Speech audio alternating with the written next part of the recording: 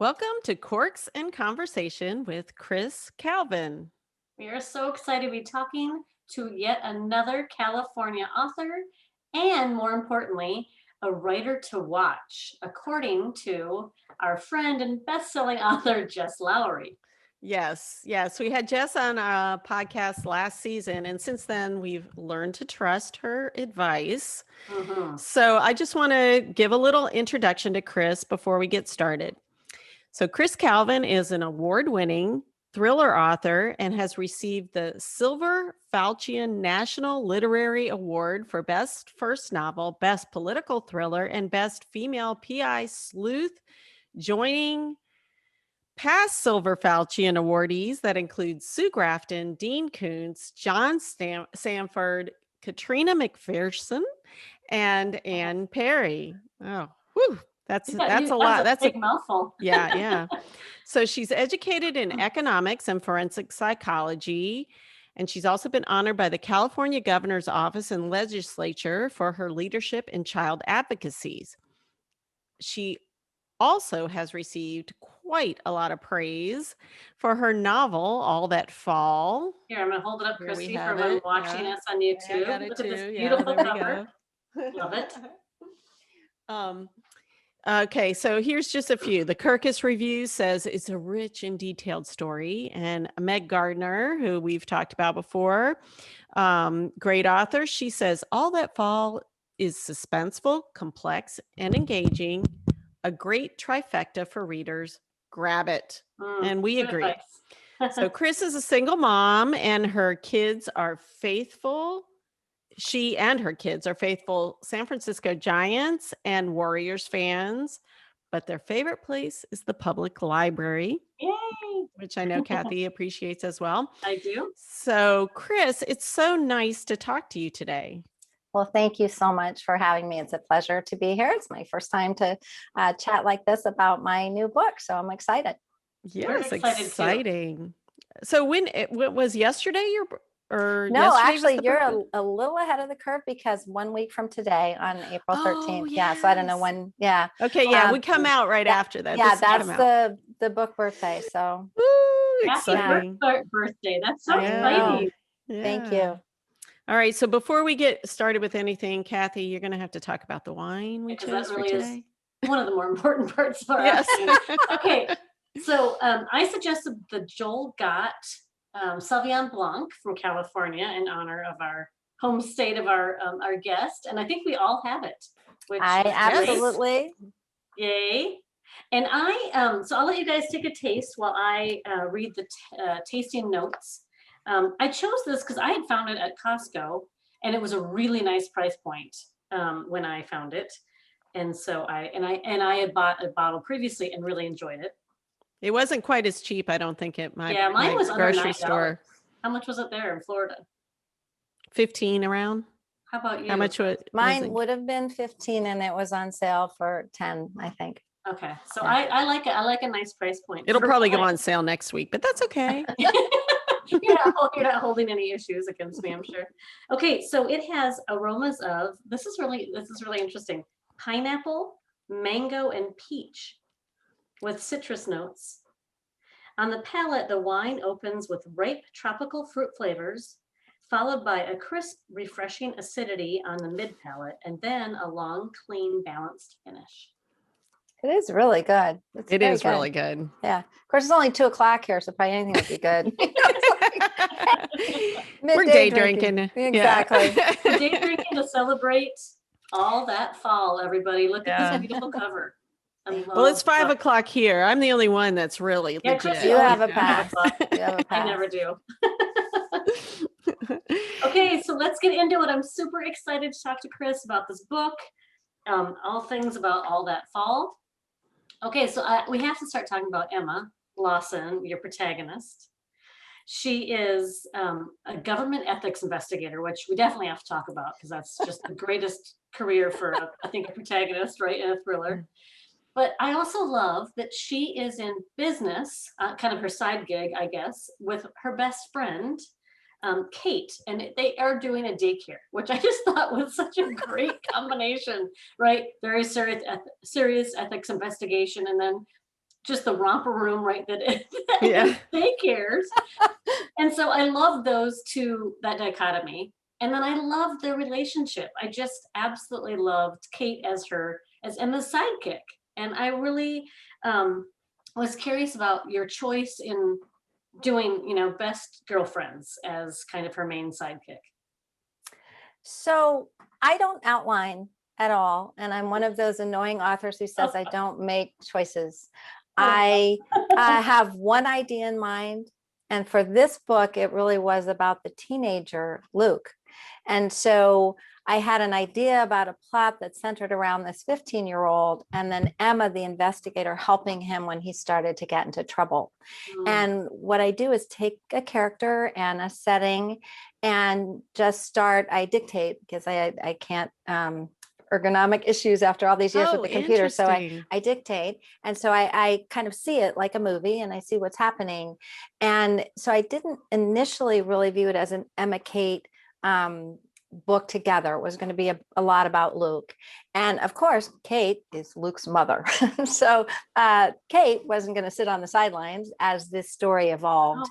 And so it sort of pivoted where Kate and Emma are so close, and you see that in the beginning, and you see it about relationships. I will say that in my life, I have tried to find a significant other, husband, partner. I always have the door open. Come in. And yeah, me too. Here's my door. Yeah, right there. come in. In case anyone's watching. Yeah, just an aside. We do a dating service here as well. There you go. That would be perfect. And I've not been terribly or even moderately successful. So in my life, the very closest people in my life have been not only my kids, obviously, and as they get old enough to have that kind of friendship along with everything else, but girlfriends. And particularly, I have a dear friend who is named Cathi Kate. And so exactly. So, and in fact, the book is dedicated not to my children, but to Cathi. No, now I'll get sort of teary. Because, when I think about getting older and possibly getting older alone, I know that there's someone who's there for me in the same way of visiting me if I'm ill, or, it's like you can create those family relationships. So as I was writing the book, I think particularly writing it during the pandemic, and sort of seeing what it's like to be living alone. I didn't have any of my kids here during that. Just the presence of both Cathi, but other very dear friends, sort of translated into Emma's life. And while Kate in the book Kate and Cathi are very different. Cathi is not in daycare. She's an economist, has that same training, although even more than I am. She's has been in government and the university and so on, but they look alike. So the description of Kate in the book as a sort of very fit, not tall, because I don't know what Cathi will think is okay about me saying about not tall, and the sort of fun spiky hair and the piercings, that's all my friend Cathi. So the physical and dressing in black. So what someone told me once, which I thought was really a good advice, is when you're writing fiction, it's okay to take a physical description of someone who inspires you and then give them a completely different personality, or a personality of someone that inspires you and give them a completely different appearance. It is not really fair to a person to describe them and put their personality in the book. I do know a lot of people who do that, but it made me feel more secure that the characters were whole and real and different in Emma's world, and not the same as if I had just taken people from my life and put them in there. Right. That's really interesting. You should maybe do one or the other, but not. Yeah. So that you're just protecting people's kind of, that they don't exist on the page and you don't get to play with their lives. Wow. Right. Is the idea. I love that. Yeah. Where did the daycare? How did that come in? Like, how did so you again, I don't plan and I don't outline, and I wish I could give better answers, because it's sort of like I walked into the movie theater and this is the setting that came up. Wow. I will say that my life has been dominated by children. I was young when I had my first two kids with my college sweetheart. And we got divorced fairly quickly. So they were like 2 and 4. So I was still in school raising a 2 and 4-year-old. I was in graduate school. And so kids and how to get childcare and all that dominated my life. And then just to make things interesting, like 15 years later, I had another kid out of wedlock, because why not? So I was like raising two generations of kids, one that's sort of preteenish and then have another one. And so kids have just dominated my existence. And I wanted to write a story. You'll notice Emma has no children, whether she will have children in future books, because this is a series, I don't know, but I made her kid adjacent because I know a lot about that. So Kate has Luke, and then there's a 3-year-old in the story. And so I like having kids around, but I really wanted a young woman. I didn't get to do that when I was 30. I had to live for other people. That's what we do. And I don't resent it or regret it. And it's fabulous. But fiction is allowing me to play with being a woman without kids. Right. Yeah. Well, and it was interesting that you said that you originally were centering the story around Jake. And so I write YA. So I was like, have you ever thought of writing for children or YA? Because it sounds like you have a lot of leaning that way. A friend, yeah, thank you. I had a friend who's a very established author, so I won't mention them right now, because when they read this book, and this was a male friend, they felt it was sort of YA. Where's the sex? Where's the woman without her shirt on? Where's the, it's just like, well, first of all, it takes place in 48 hours. So just imagine she had sex the day before, the day after. Yeah, right. Wednesday. She had sex on Wednesday, didn't need to on Thursday. Just like, why is that? So we had a little conversation about that, because he felt that my book wasn't adult enough. And I do feel that my book plays from about that. Certainly high schoolers could read it. And I've had beta readers like around 20, not as young as high school, but up to 105 or whatever. But I have thought about trying to learn moving it that little bit younger. Because I think, first of all, teens are my favorite age. And I have never understood when people are like, I want my kids to stay little. I go, just so many cool things are going to happen when they actually are people, it's just cool. So I appreciate your saying that. I haven't had someone suggest that, but it's in the back of my mind to try YA. But again, since I don't have a lot of choice, we'll see. Right. Well, I think when you say, I love teens, like that's not everyone's cup of tea, right? Teens are challenging for a lot of people, so maybe that sounds. And I hope that comes across with Luke in the story, because what I feel is they get a bad rap. I mean, people think of teenagers as they're either surly or they're dangerous or they're they just show what's inside them more than we're allowed to. It doesn't mean what's inside them is worse. They're just less edited, and I like that. Yeah, I really felt like your child characters were so believable. They were smart, they were strong, and that is a kind of a good quality to have that you don't normally see in adult books. So that's that. So you're straddling both of the areas. I think so. I did have one, NetGalley is where librarians and people can go early and read it. So I've only had 11 of those comment, but luckily would welcome more. We're just saying. Yes, I have lots of pitches here. Let me just so this is what happens when you live alone. Like, you get any opportunity. Hi, want to hear what I want? It's like, but I had one guy who said that he's the father, and when he was reading about Luke, he could only hope that his little kids would grow up to be as, brave and function as well, if in the same circumstances. And then parenthetically, he put, not that I'm hoping that'll happen. Right. Murders and guns and, we hope your kids are not tested the way Luke obviously was. But I thought it was sweet that he was saying he would want his kids to be like this fictional character. Yeah. Yeah. Cool. I think he does have a lot of emotional honesty, which I initially was like, he's mature, but I took it away as he's emotionally honest, which I thought was really interesting. Cool. Yeah. A really cool attribute for Luke. When I had my youngest son, so again, on my own, although his dad is someone I had known like since we were 8 years old or something. So I could never really, reach out from people when I was a kid or high school or college.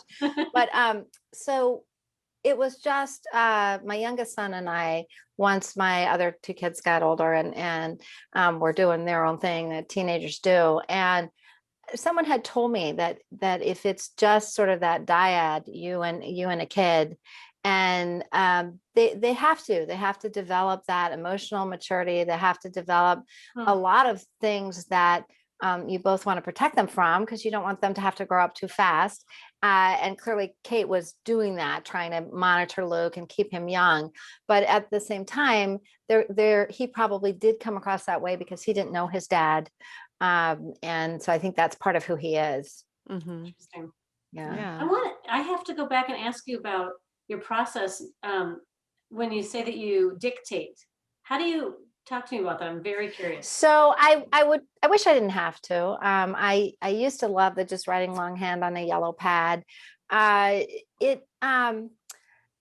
So this is a public service announcement. This is a warning. So I never had any kind of pains using a laptop. So I was Ms., just no worries. I'll use a laptop in a cafe, on a table, in bed. I just can lean over and hunch over and use a laptop.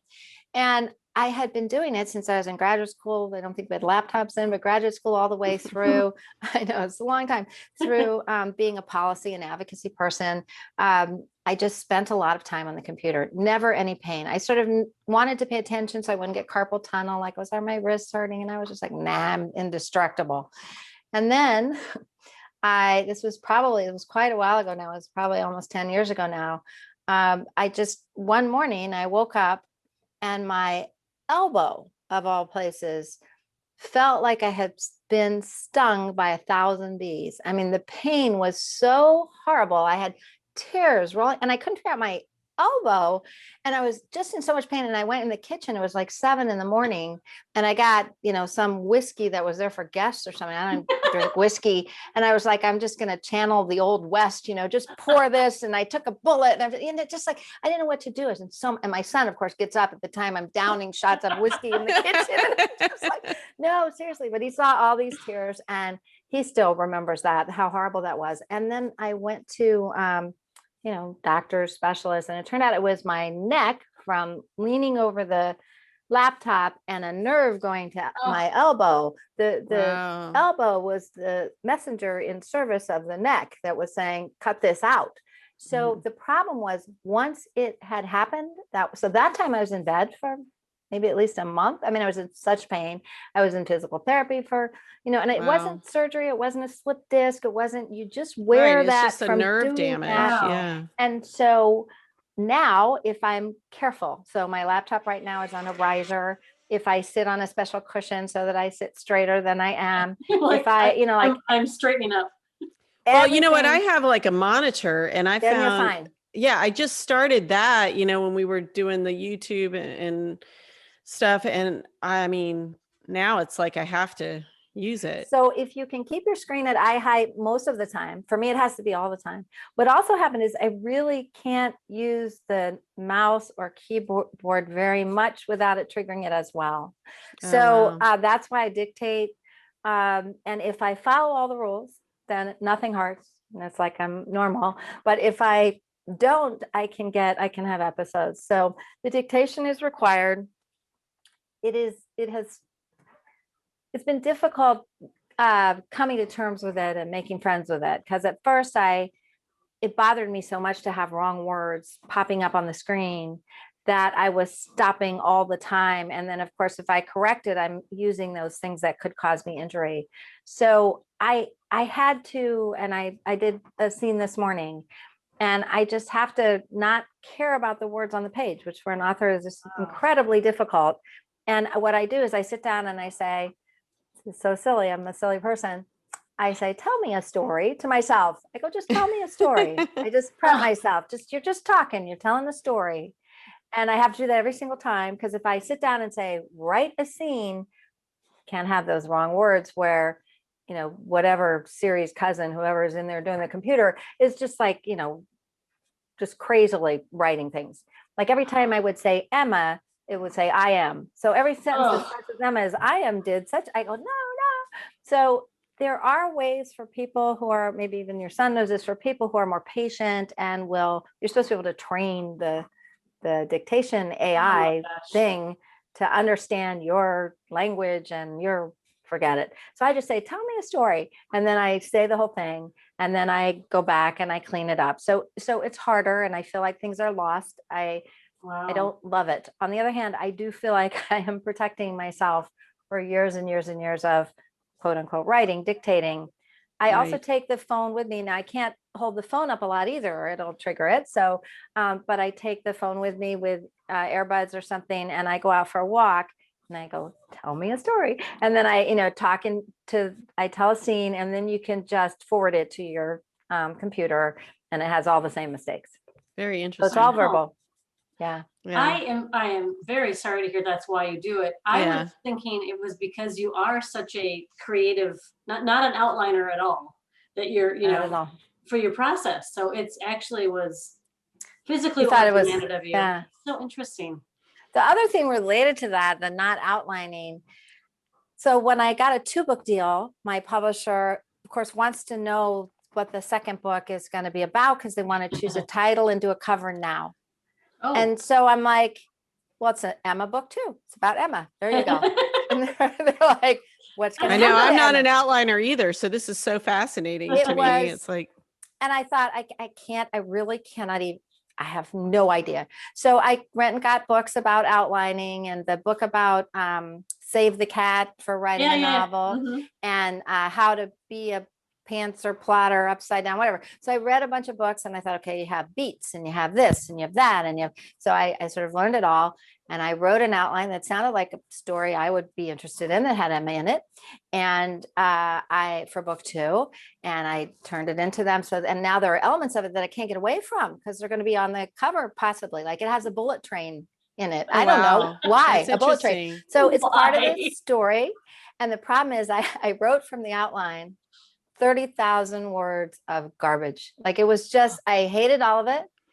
I had to start over. I can't write from an outline.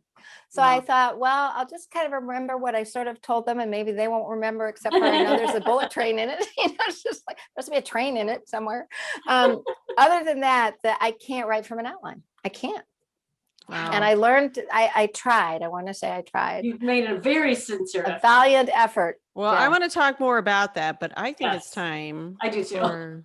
So the question in the bottle. Okay, so what we do, take a drink, you'll want one.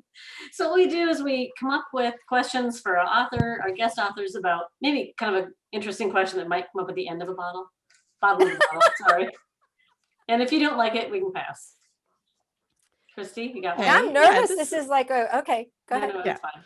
Okay, so what movie can you watch over and over without ever getting tired of? Can I do a 16-episode TV series instead? Is that not a movie? Sure. Sure. I just watched it 3 times, the whole 16 episode. So that's why I'm going to use this one because it's fresh in my mind. So I have to think which outlet I did it for. I might get this wrong, but I think it's for Crime Reads. They wanted me to do international thriller TV series that you could watch because we aren't traveling as much. And so I had to watch about 25 of them to pick 10 because I didn't like all of them. So to recommend 10 international TV series from all over the world. God. And I'm not a TV person. So this was like a whole other thing. So there's a show on Netflix called Itaewon Class. And it actually is one of the top TV series in South Korea, which I didn't know when I picked it. Oh my God. And it's all subtitles, which normally I wouldn't like in a movie theater because I feel like I have to choose between the subtitle and the person's face and I'm missing something. Or the person goes da da da da da da da da da da and the subtitle says no. Just like so, but this Itaewon Class it's a coming of age story. So it starts with teens, which I love, and follows them for about 10 years in Seoul, South Korea. And it's sort of like one of them is kind of almost like a superhero born identity, but without superpowers. And There's all kinds of love triangles. I don't watch telenovelas, but it seems to me it might be kind of like that, except it's a thriller. People are also, doing terrible, corrupt and guns. And, I watched it the first time and I was like, I have no idea if anyone else would like this because I don't know anyone who has ever watched it. I've never heard of it. And maybe it really is just resonating with me. And I will feel so foolish if anyone I know watches it. And they're just like, this is the stupidest thing I've ever, what?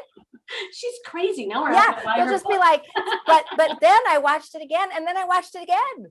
So well, I can guarantee you there are probably tons of people that watch it. And my daughter whose minor is in Korean and she wants to go to graduate school in Korea and she watches all the shows. I'm sure she has watched it. And now she can make me watch it. Yeah.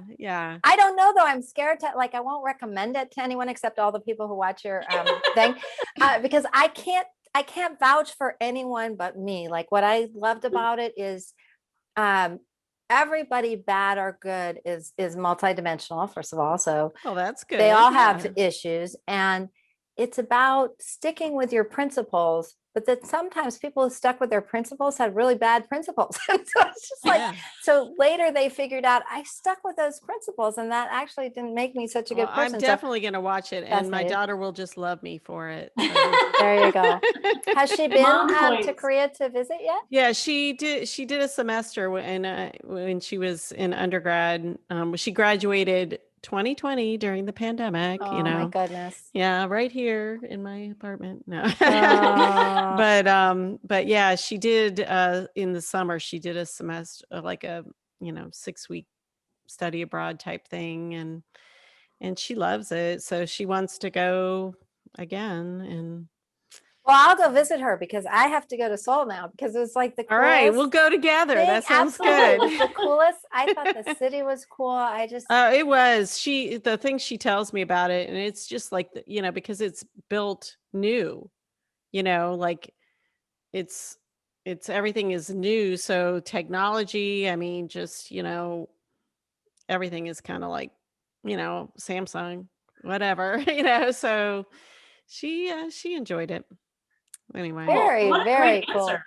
That's very cool. Multifaceted answer. I'm very impressed. Okay, now I'm tired. See, I talked all that time. Now that's all I have. Okay, so let's start drinking. Okay. We'll do our second half of questions here. Yeah, have a sip. And okay, so we've talked a little bit about children and stuff, but your child advocacy work we find very commendable, Cathi and I, and we love that it carries over to your writing. Yes. So you've said that it's important that readers know they can enjoy thrilling entertainment without worrying about child harm or graphic violence. And so can you talk a little bit more about this? Sure. I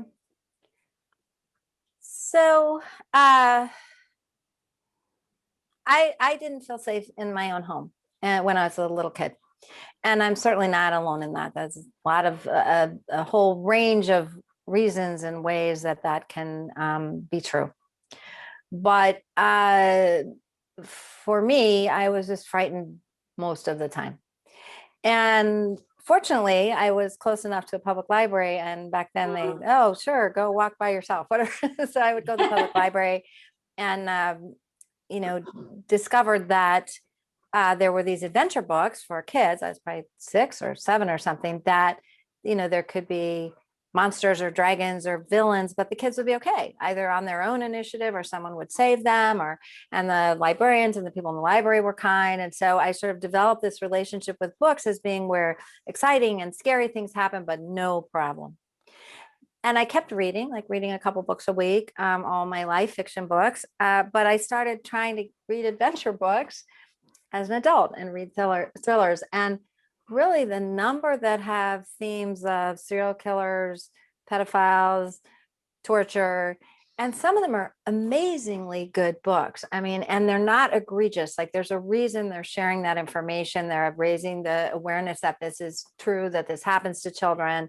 I actually think the people who write it might have had the best childhoods because they feel safe when they let their imagination go into these horrible places. Like people will say, well, don't you think those people are awful? No, it's like I go on a roller coaster. I'm not afraid the roller coaster is going off the rails.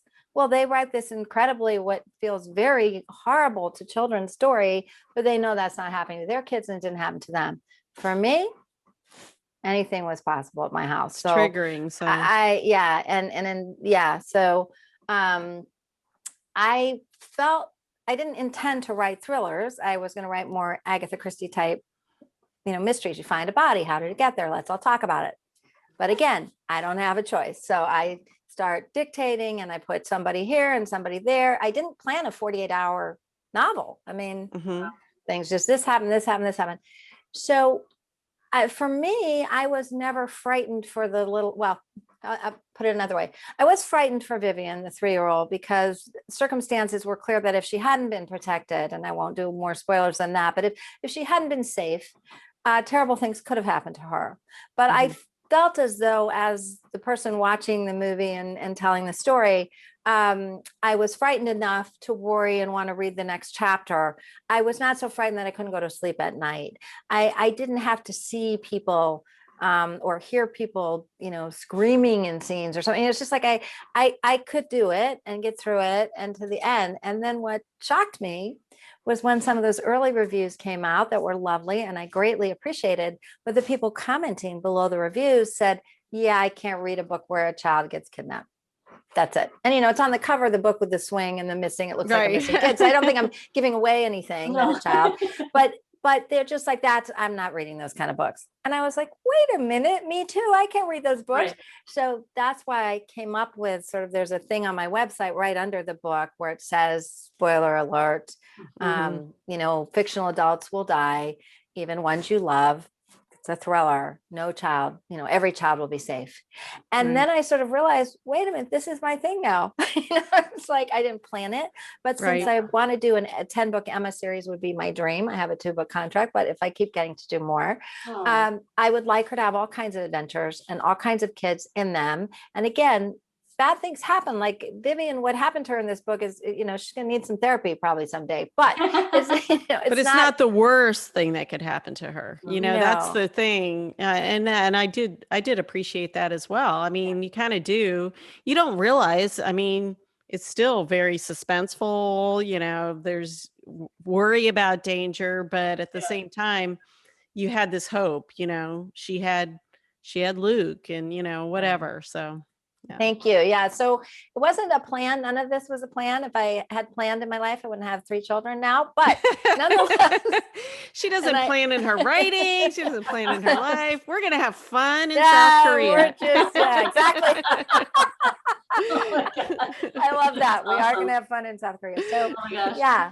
So that's why I feel like I can do that. I get sad when I start a book and I love them. So for example, Meg Gardner is one of the best writers I've ever read, bar none. I read the first chapter of her Unsub and thought, I could never write like this. I just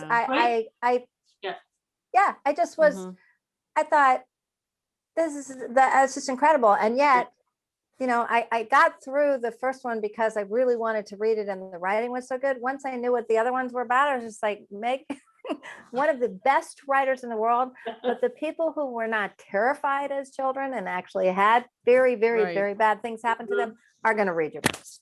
So I think that's how that works. Wow. That's really good. I do know the feeling though, when you read somebody and you think, well, that's it, I'm done. I can't ever do anything like that. And even when it's well done and there's a reason and it's sort of a fable, it's a make-believe, not happening. Yeah. Okay, so I'm curious about 2 things now that as we've been going. We have to go back to Emma. She is an ethics investigator, and I love that because I love ethics. I love the why? Why do you love? How did that happen? I'm a lawyer by trade, and that was kind of I don't know. I just found those classes to be the most interesting. I was a prosecutor, and I just. It came up all the time. There was ethical, sticky, messy things all the time. And and I think I see those in life because that's what interested me. And so I'm curious about that choice, and very curious about that, and very excited for what that could happen in the next 10 series.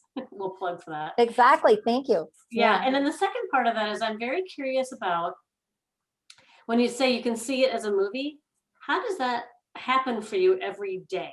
Like, does that just, are you just in a habit? And so you wake up at 4 a.m. and it happens, or what? So those are my two unrelated So questions. the ethics investigator, so I didn't want to step too far out of my comfort zone and have her be a police investigator. Like I could do that with Alibi and kind of the homicide folks, although I had them do it in a more British way where there's a whiteboard, they're having a conversation. I don't know whether US cops actually work like that. I didn't feel like I knew enough to make her some kind of real investigator, but I know a ton of stuff about government and agencies and what they should and should not be doing. So there are two entities in California that relate broadly to ethics that I sort of merged and made a fictional thing and a fictional job that doesn't exist. So the two that exist, there's a Fair Political Practices Commission, and that's what most people in California think of as the Ethics Commission. Okay. But all they do is look for people who took bad campaign donations or have bribes or give a contract, because it's all about sort of measuring money and gifts and quid pro quo. And that's that they're looking at ethics in breaking laws around finances and contracts. That's the Federal Political Practices Commission. There's also something really cool that got started in California in response to Watergate called the Little Hoover Commission. And it's supposed to look at good government broadly framed.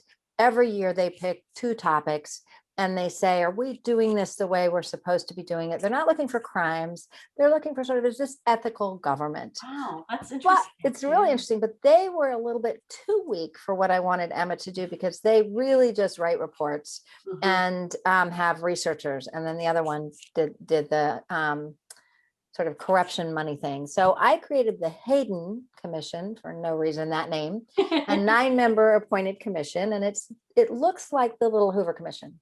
Former legislators, business people, Emma and one other person named Hugh. So there are two lead investigators. They each have teams of analysts.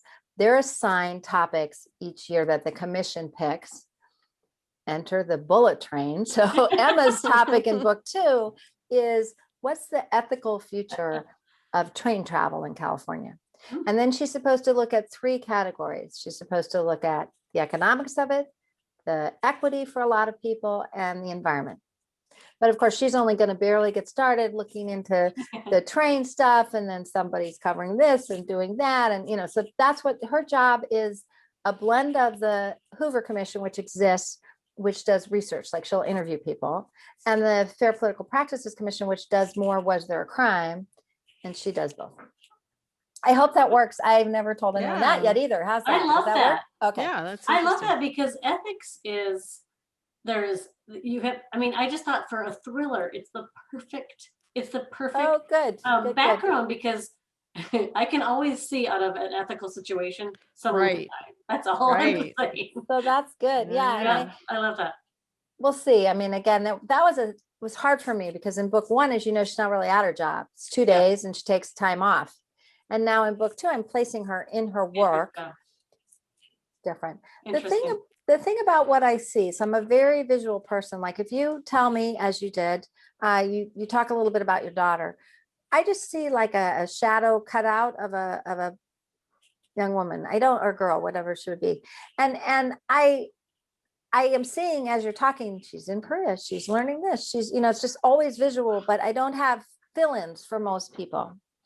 So when I'm writing, I first, and this was true even when I could write and type, I first just think about it and kind of get the words right.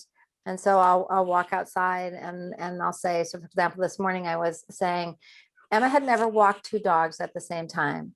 And as she was leaving her house with both Crash and Fox, her sister's dog, and being pulled this way and that way, and as I'm walking around the block, I'm thinking about, I see her, she's this and that. And then Luke comes out across the street from his door, and I see what he's wearing and what he's doing. And then they start to walk down the hill and they start talking. And then I do it over and over while I'm walking. I start again. Emma never walked two dogs before, and then I try to fix the words. So I see it, I try to fix the words, and then I come home and I hopefully do not open email or Twitter or anything else. And I open the screen and I put the headset on and I say, tell me a story. And then I go, Emma's never walked two dogs before. So that's how I do it. Well, that's really cool. Really, that's really cool. I love hearing that. Oh, well, Cathi, we could go on all night. Yes, we could. We've got wine. We've got, yeah. But it's been so fun, but we do have one final question. Christy's got that. Yes. Okay. So this appeases some of our foodie listeners out there. So which of your characters would you like to share a meal with, and what would it be? What a good question. Mm-hmm. So, because it's been a long time since I've shared a meal with a 3-year-old, I picture immediately, I just saw Vivian. Here comes Vivian. I don't really get to choose. She's like climbing up on a chair and ready to share a meal with me.